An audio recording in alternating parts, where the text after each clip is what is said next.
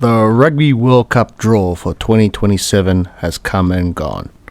And after taking an in-depth look at all the matches, plus the potential knockout fixtures, I'm not overly excited.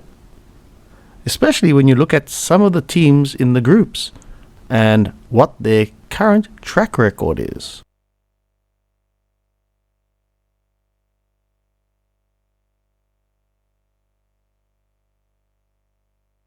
A World Cup should be mostly competitive and not full of mismatches as we've seen in the past. But also in saying that, I have always been a believer in expanding the rugby gospel.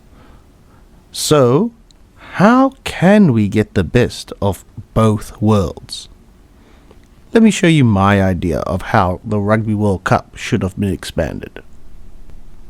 One thing that must be acknowledged is that while some Tier 2 nations have progressed, some have not, and some have even regressed due to a number of factors.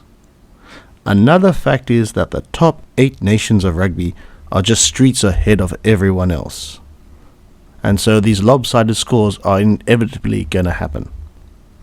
Some critics have noted that easy pool games can be detrimental to preparing for the tougher knockout fixtures later on, and have complained that it doesn't help anyone to have these games in the first place. So, to address this, I think the following should happen. The top 8 nations will be given a bye to a second group stage, with the 16 remaining teams in a qualifying group stage. The top 2 of each of the qualifying groups goes directly into a predetermined final group stage. So the top 8 teams don't twiddle their thumbs while others play.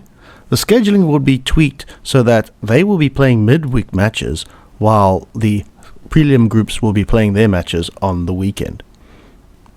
When the prelim stages are finished, the top 8 teams will get a 1.5 week break to realign their matches back to the weekends.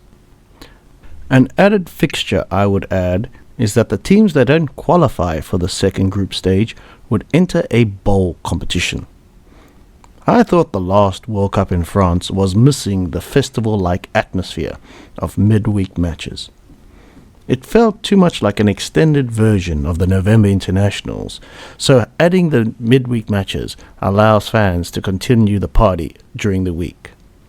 Plus, the nations that don't qualify for the second group stage get more matches against opponents that are more evenly matched. Everyone wins.